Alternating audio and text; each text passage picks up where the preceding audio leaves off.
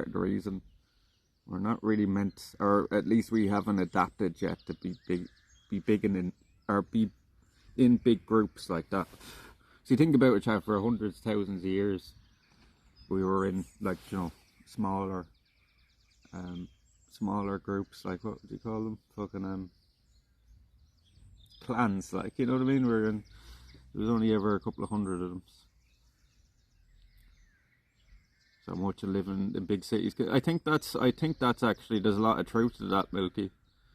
Yeah, I think there's a lot of truth to that. I don't think we're able for that, you know, to try to process that many different people, and because we've been around groups for tens of thousands of years, like, you know, that's what we're adapted to.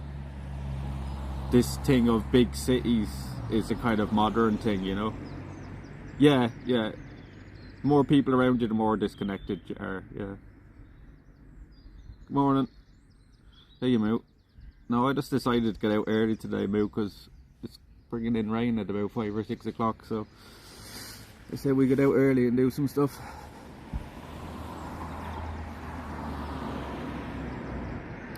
Live in Tokyo, there's a lot of fun things to do. Social life is practically dead. If it wasn't for school and the foreigner I knew, I wouldn't enter it. Yeah, see what I mean? But that's kind of any city nowadays now, either, you know.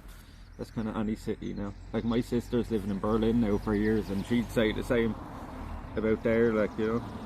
It's only through people she's met through work, like, she hasn't just met anybody out on the street or something. It's like, yeah, it is, yeah. Because you're more on edge when there's more people around as well, and then you're just not as open to talking to people and stuff, you know. I think that's part of it as well.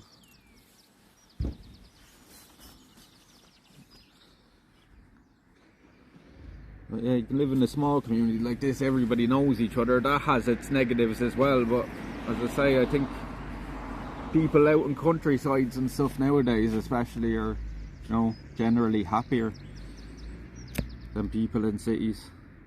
I'm sure that, like, if you looked up studies on that, I'd say that is easily found that there's a lot of truth in it, you know.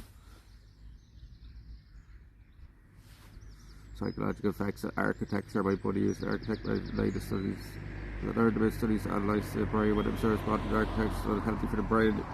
And that's, you know, I say all the time that people need to be out in nature, because these cities and these buildings, sitting in buildings, that's not what we're meant to be, you know what I mean? We're meant to be out and about in it, like, and it took me years to realise that myself, like, you know. I didn't realise that until in my 30s and stuff, that we actually need to be out in nature, you know. That's why, I think that's why so many people are fucking depressed and stuff as well. Now, I'm not saying it's the cure, but it helps. It fucking damn sure helps a lot, I tell you that.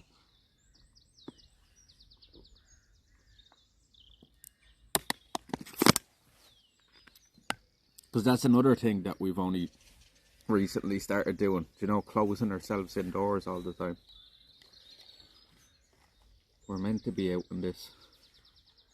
At the end of the day, no matter what people say, we're animals, chat, you know. We came from this, like, nature. We didn't come from fucking concrete and fucking steel and machinery, you know.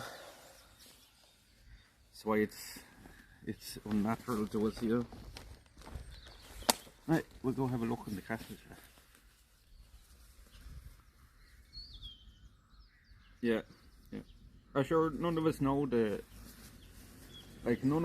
long-term effects of even, like, sitting in front of computer screens or stuff all day, you know what I mean? Or even the phones we carry around in our pockets, the long-term effects of them, because, like, we're the first kind of generation to ever have that.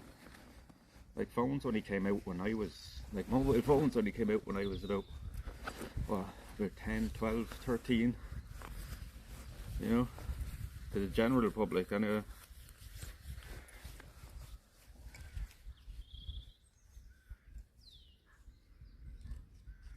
Definitely stay indoors too much, you got it outside. Yeah, just even go out and sit outside for an hour in your garden, you know. You'd be surprised how much it helps.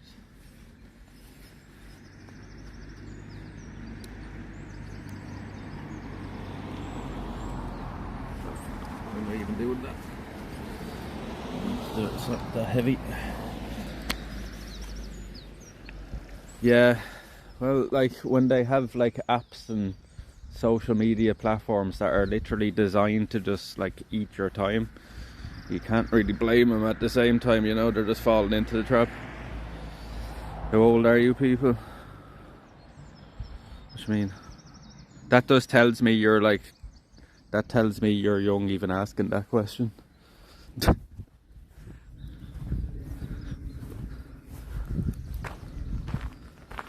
You see, this is a memorial to people that died in the First World War, chat.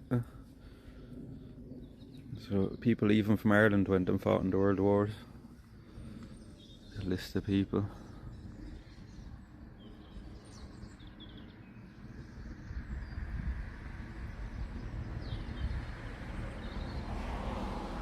There's some people around this area, like, and back then, like, there's only a couple of hundred people around here now. That would have been a big loss. That would have been like nearly somebody from every family in the area, and this is from World War II.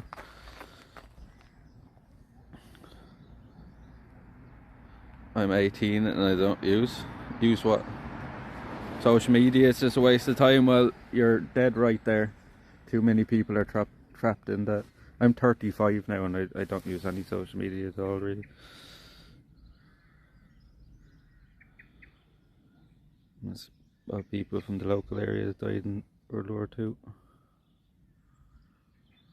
Oh, you're better off, because the second, as people, I was watching only a documentary on it the other day on Facebook and Twitter and these things. And the second these companies became a public traded companies, all their investors want at that point is growth, right? And how the social media platforms grow, they can't take your money. They don't really offer a product. So what they have to do then is take your time. And what they do now is they design their apps more and more to eat up that time. And I'm sure I fall into the trap. Even, you know, like YouTube Shorts or the TikTok is a perfect fucking example of the design of wasting your time. I'm sure you've all been sat there and you've flipped through the videos, the 30-second clips for half an hour, and you realise, holy shit, I'm sitting here for fucking ages looking through these, like, and because they're designed that way to make you do that. It's like hypnotising. Where are you from? Which app? Where are you from? I'm from Ireland. Cosmic Quibble, their ancestors built things like that castle to keep away. No, the English built this castle to keep us in check. That's what this castle was built for. Now, this was built by an English monk. So this was built 800 years ago, chat, by an English monk, and then the English landlords took it over then after that. And this, so we were out at Loftus Hall the other day, chat. We were out at Loftus Hall the other day, and the same family that lived in Loftus Hall lived in this place first. Some of their family is buried in there.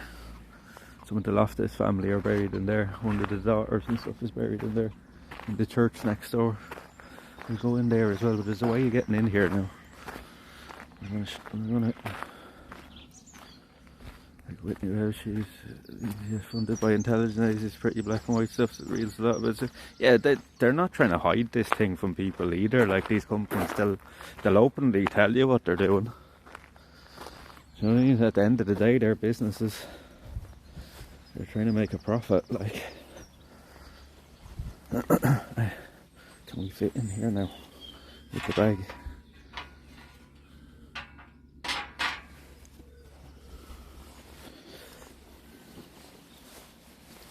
Put our bag through. Is our bag even going to fit? We even fit through this.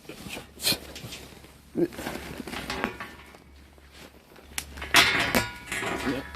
It's very awkward. One hand. Is a tight squeeze.